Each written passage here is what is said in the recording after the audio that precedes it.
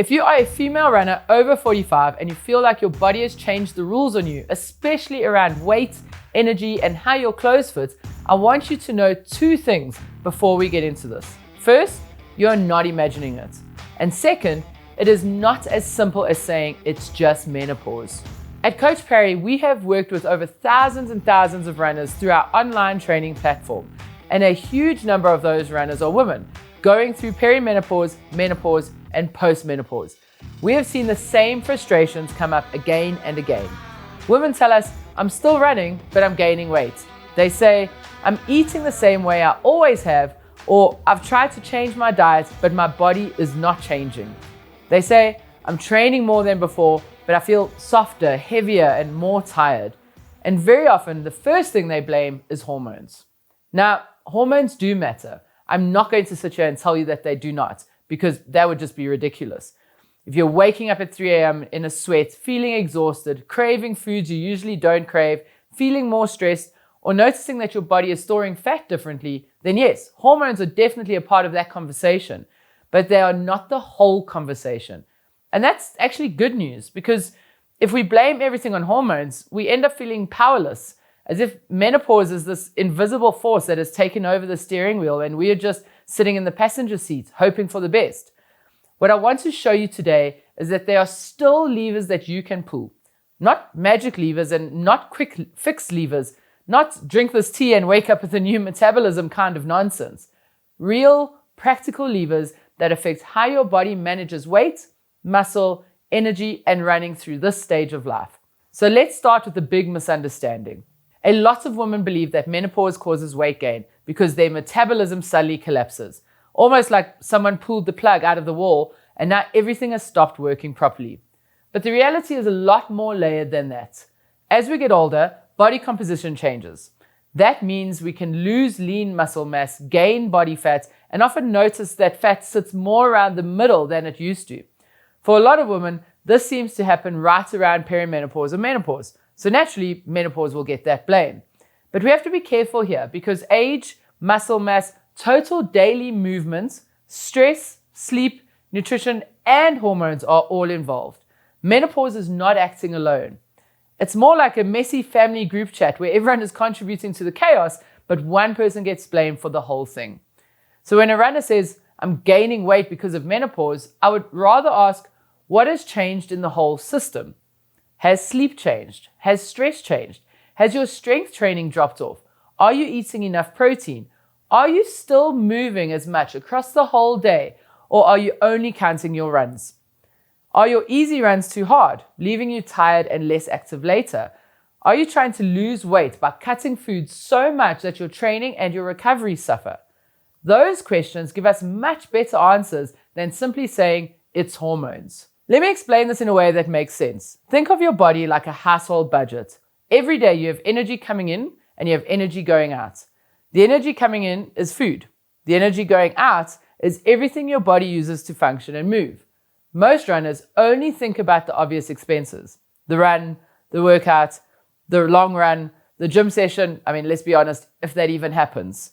But your body's energy budget includes far more than just formal exercise.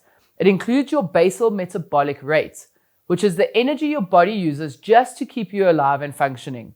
Your heart beating, your brain working, your digestion, your temperature control, your cells doing all that background admin that you never have to think about. Then we have the energy that you use to digest food. That is called the thermic effects of food.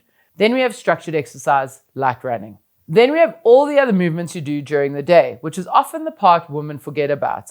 Walking around the house, taking stairs, standing, cleaning, gardening, walking to the car, carrying groceries, moving around at work, pacing while you're on the phone. All those little movements that you do that don't feel like training, but absolutely count. And this is where many women over 45 get caught. They say, but I'm just as active as I was in my 20s or 30s. And I say this with love, but very often we are not. You may still be running, and you may even be running more structured sessions than before, but your total daily movement may have dropped without you even noticing. Maybe your job is more desk-based now. Maybe you drive more. Maybe the children are older and you're not constantly running around after them in the same way. Maybe you do more of your shopping online. Maybe you go for a run in the morning and then sit for most of the day. That does not mean that you are lazy. It just means that life has changed. But your body counts all movements, not only the movement that gets uploaded to Strava. And that is why running more is not always the fix. A lot of female runners try to solve menopause weight gain by adding more runs or making every run a little bit harder. But if the total movement across the day is lower, muscle mass is dropping, sleep is poor, stress is high, and nutrition is inconsistent, just adding another hard run can be like trying to fix a leaking roof by mopping the floor faster. You're working hard, but you're not solving the right problem. Now, let's talk about muscle, because this is one of the biggest pieces. Lean muscle mass definitely matters. It matters for running, it matters for body composition, and for strength and bone health. It matters for how well your body handles training. And as women move through midlife, we have to become far more intentional about maintaining and building it. Running is brilliant for many things, but running on its own is not always enough to protect muscle in the way women need at this stage. And this is where resistance training becomes so important. Think of muscle like the scaffolding of a building. If the scaffolding is strong, the structure can handle more. If the scaffolding starts to weaken, everything feels more unstable, even if the engine is still working. A runner might say, my heart and lungs feel okay, but my legs feel heavy, or I can keep going, but I just feel like I have no power, or I feel the same pace just costs more than it used to. And that is often not to do with fitness. It can be strength, muscle, and load tolerance. Resistance training tells the body we still need this muscle. It gives bone and muscles a reason to stay strong. It helps your body tolerate the repeated load of running. Over time, it can make your running feel less expensive. Not because strength training is a magic fat loss button, but just remember that weight loss comes because increased muscle mass means an increased basal metabolic rate, which essentially means increased calories out, which is essentially weight loss. And this is the part that I really want women to hear. If you're trying to manage your weight through menopause and all you do is cut food and add more running, you may be making the problem harder. Because if you lose muscle, underfuel your training, increase stress, and end up tired all the time, you're not building a body that is more capable. You're just making a tired body smaller, and often not in a way that lasts. The goal is not to punish the body into submission.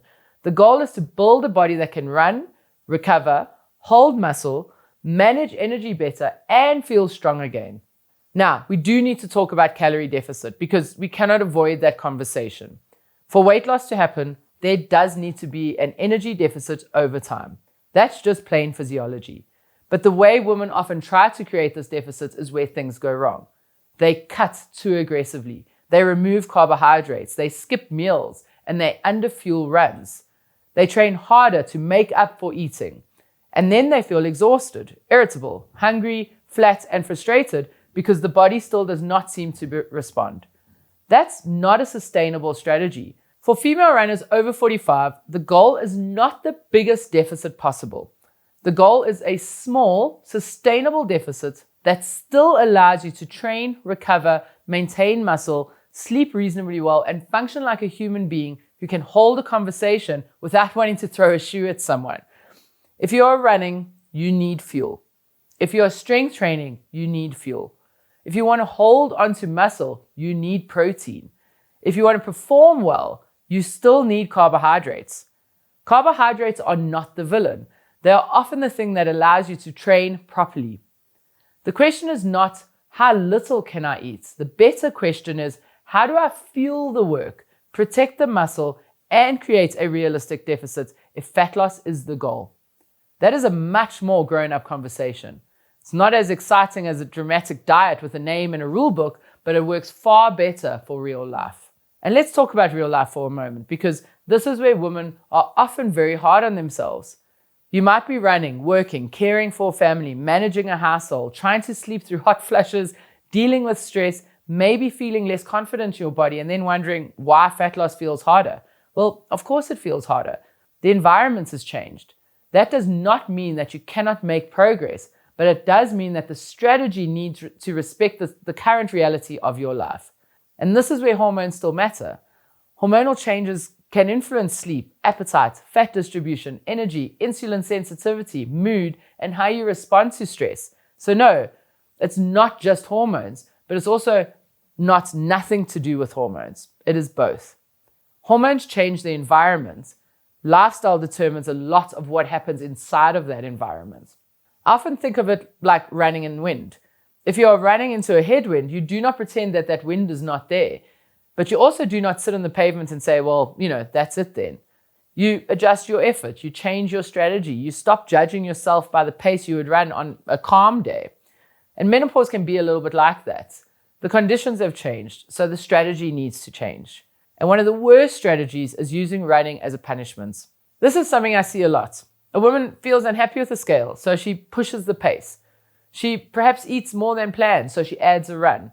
She feels uncomfortable in her body, so every session becomes a way to burn, fix, undo, or make up for something. That is a really heavy way to run, and it often leads to poor decision. Easy runs become too hard. Recovery gets ignored. Fuel gets restricted. Strength gets skipped because running feels like that urgent calorie burner. And eventually the body says, I just can't keep doing this. Running should not be a repayment plan for food. Running is for fitness, health, strength, performance, confidence, stress relief, and joy. Nutrition is there to fuel you, support recovery, protect muscles, and help with body composition in a sustainable way. Strength training is there to build the body that running needs. Daily movement is there to raise the total energy expenditure without adding the same stress as another hard workout. When every piece has its own job, the whole system works better. When running is forced to do everything, it usually stops doing anything particularly well. And this is exactly why we created the Running Through Menopause Masterclass. Because if you feel like you're training harder than ever, but your body is not responding to the way you expect, you probably do not need another random workout or another extreme diet. You need to understand what has actually changed, how to adjust your running, where strength fits in, how to fuel properly, and how to keep running well through perimenopause, menopause, and beyond. So if this video is making you think, well, this finally explains what has been happening to me, use the link in the description to save your seat in my free Running Through Menopause Masterclass. Now, let's bring this together in something practical.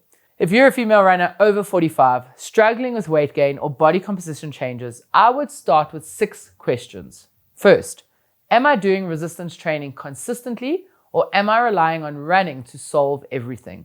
Second, am I eating enough protein to support muscle repair and maintenance? Third, am I fueling my runs properly, especially longer or harder sessions? Fourth, has my daily movement dropped without me noticing? Fifth, am I trying to create a calorie deficit in a way that is sustainable, or am I swinging between restriction and frustration? And sixth, am I using running as a tool to support my body or as punishments because I feel unhappy with it? Those questions matter because they move you from blame to action. And that is the main point of this whole video. Menopause may change the playing field, but it does not remove your ability to influence the outcome. You may need to train differently. You may need to fuel differently. You may need to lift some weights. You may need to move more throughout the day, not just during your training sessions. You may need to stop cutting food so aggressively that your body has nothing left to build with. But you are not powerless and your body is not broken. It is asking you for a different strategy. So if you are frustrated because running used to be enough to manage everything and now it's not, that does not mean running has failed you.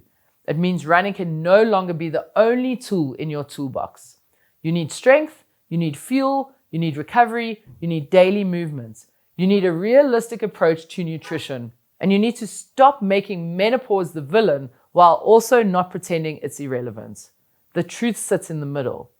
And when you understand that, you can stop chasing quick fixes and start building something that actually lasts. There's another mistake female runners over 45 make that can completely distort how they see progress. They rely on the scale or numbers on their watch, and this can be very misleading, especially when you start strength training, change your fueling, improve your recovery, or shift body composition without seeing a dramatic change in weight. So watch this video next because I'm going to explain why numbers aren't everything and what you should track instead, and how to know whether your body is actually changing in the right direction.